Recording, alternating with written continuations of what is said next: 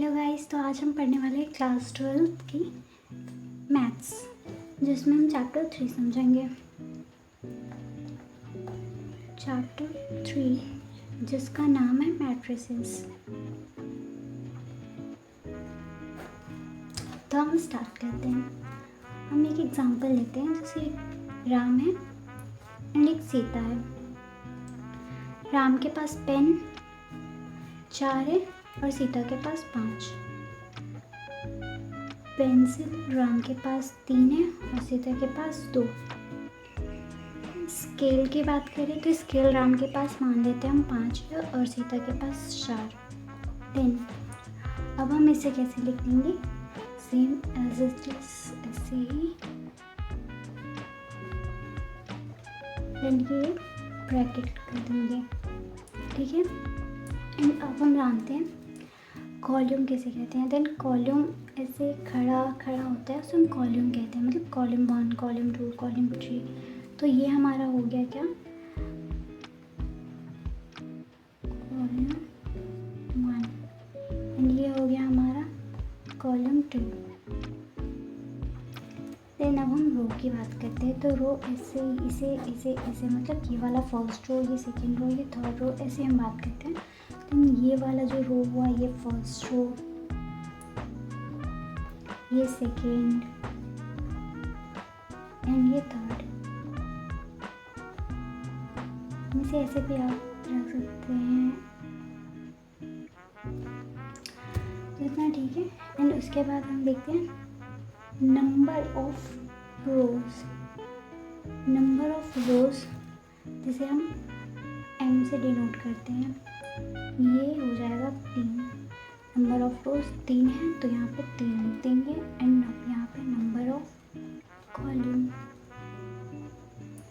Number of column को हम n से डिनोट करते हैं, तो यहाँ पे हो जाएगा नंबर ऑफ कॉलम कितने हैं, तो 2 है, तो यहाँ पे 2 लिख देंगे। In order of matrices, order of matrix, order of matrix, इसे हम लिखेंगे 3 into 2। इन दोनों को इंटू में, इंटू करके नहीं लिखना, बस इंटू में, मतलब 3 क्रॉस 2, इसको हम बोलते हैं क्रॉस। ये हो जाएगा 3 क्रॉस 2। ठीक, हम नेक्स्ट बात करते हैं। अब बात आती है elements, elements of matrices. Matrix पूछ देना में उसे, ठीक है। मान लीजिए यहाँ पर a इक्वल्स टू दिया हुआ है 4, 5, 2, 3, 6, 9, 8, 4, 3। ये हमारा हो गया इक्वेशन। ये इक्वल्स है किसके, a11, a12, a13, a21, a22, a23, a31, a32, a33।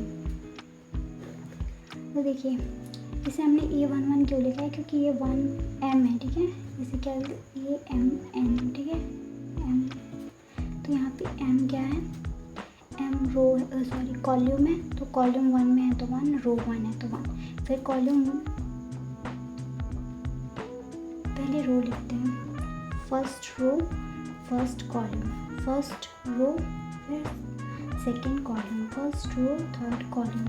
ये ऐसे जा रहे हैं ना, फर्स्ट ही रो है ये सारा, फर्स्ट रो, ये सेकेंड रो, ये थर्ड रो। तो फर्स्ट रो है, first row, first row, first column, second column, third column. तो यही है second row, first column, second row, second column, second, ठीक है। तो मान लीजिए हमसे पूछा जाता है यहाँ पर a21 कितना है, a21 कितना है। तो यहाँ पर देखेंगे a21 यहाँ पे है, तो a21 के पोजीशन पे 3 है, तो हमारा a21 हो जाएगा इज इक्वल्स टू 3, ठीक है। Then number of elements, elements is equals to m into n। तो 3 इंटू 3 9 हो जाएगा, 9 एलिमेंट्स। अगर हमसे एलिमेंट्स पूछता है देन हम इनको इंटू करेंगे। अगर हमसे सिर्फ ऑर्डर पूछता है तो हम इसे इंटू नहीं करेंगे, बस ऐसे ही लिख के छोड़ देंगे। एंड नेक्स्ट आता है इसका जनरल टर्म क्या है, तो इसका जनरल टर्म है A is equals to AIJ लिए एंड यहाँ पे M क्रॉस N और इसे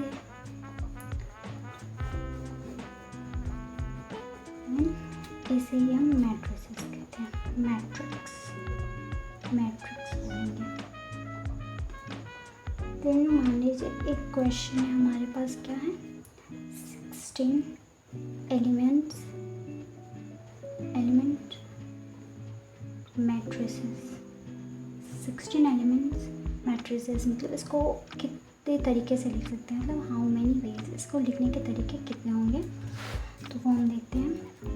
जैसे यहाँ पर 1 क्रॉस 16, 1 इंटू 16, 16 इंटू 1 एंड फिर लिख सकते हैं 2 इंटू 3, 8 इंटू 2, 4 इंटू 4, इतने तरीके हैं इसको लिखने के। देन अब बात करते हैं टाइप्स ऑफ मैट्रिसेस। हम बात करेंगे टाइप्स ऑफ मैट्रिसेस। तो टाइप ऑफ मैट्रिसेस में फर्स्ट टाइप हो गया इसका कॉलम मैट्रिसेस। Column matrix. तो कॉलम मैट्रिक्स किसे कहते हैं, तो मैंने अभी जैसे कि आपको बताया कि ऐसे खड़े खड़े जो होते हैं वो हो गए, जैसे 4 2 3, ठीक है। तो ये अपना क्या है, column having number of column equals to 1, मतलब कॉलम कितने हैं, तो इसमें 1 कॉलम है, सिर्फ 1 कॉलम है, तो हो गया having number of column is equals to 1। And second हमारा है रो मैट्रिक्स। तो इसमें हमारा है, मान लीजिए क्या है, A इज इक्वल्स टू है 1 4 रूट 2 एंड 3। देन ये हमारा रो हो गया, इसी को हम रो मैट्रिसेस कहते हैं। और यहाँ पे कितने हैं, रो कितने हैं, तो 1, यहाँ पे भी रो 1 हो गए, क्योंकि एक ही रो इसमें नीचे और होते, देन 2 होता। एंड थर्ड स्क्वायर मैट्रिक्स क्या होता है अपना, तो स्क्वायर मैट्रिक्स हो गया जैसे ये 1 2 4 6 9 8 2 7 5। देन देखिए इसमें क्या है, स्क्वायर मैट्रिक्स उसी कहते हैं जिसमें number of rose and number of columns बराबर हो, मतलब number of rose and number of columns बराबर हो। तो यहाँ पे number of rose and number of columns बराबर हो, तो देख सकते हैं यहाँ पे कितने हैं, तो यहाँ पे 3 रोज हैं, 1 2 3 रोज हैं, 1 2 3 1 2 3 कॉलम्स हैं, तो दोनों बराबर हैं 3 3, तो ये स्क्वायर मैट्रिक्स हुआ। एंड नेक्स्ट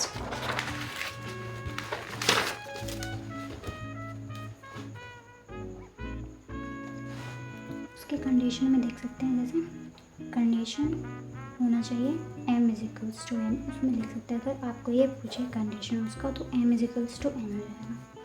एंड बात करते हैं हम fourth diagonal matrix.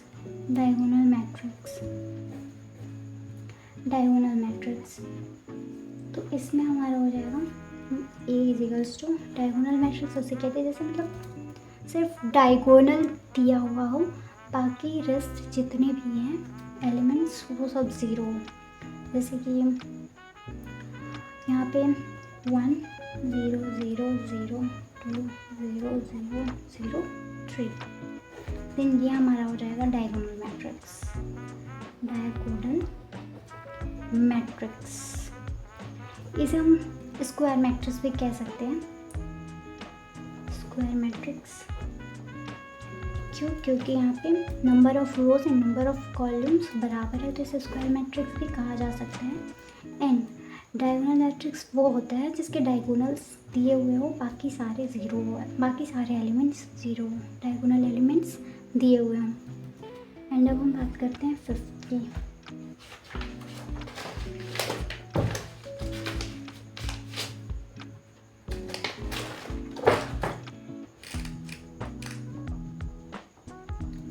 And fifth आता है हमारा स्केलर मैट्रिक्स।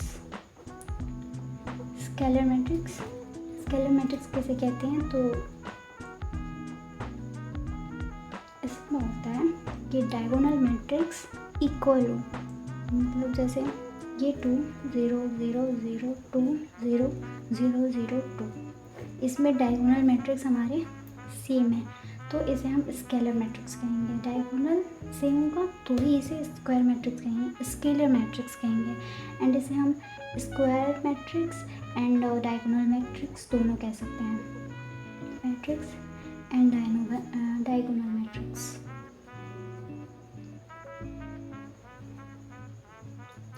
मैट्रिक्स दोनों कह सकते हैं एंड ये स्केलर मैट्रिक्स है, ठीक है।